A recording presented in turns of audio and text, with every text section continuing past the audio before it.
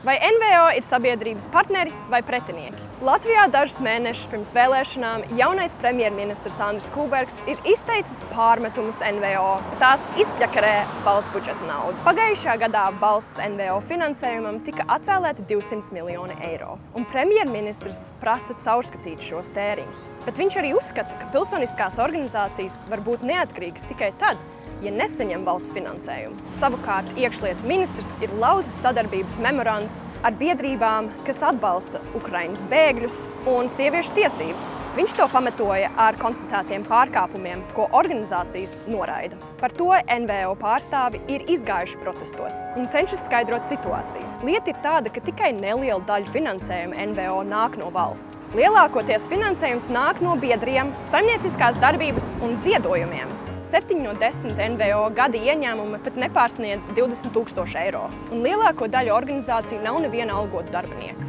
Tiem, kas ir nodarbināti, alga ir krietni zemāka nekā vidējam latvietim.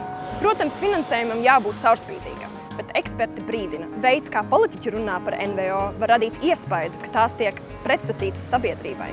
Citur Eiropā pieeja ir citāda. Somijā un Norvēģijā NVO saņem stabilu valsts atbalstu kā ieguldījumu demokrātijā. Un kā tu domā, vai NVO un valsts var būt partneri, nevis pretinieki?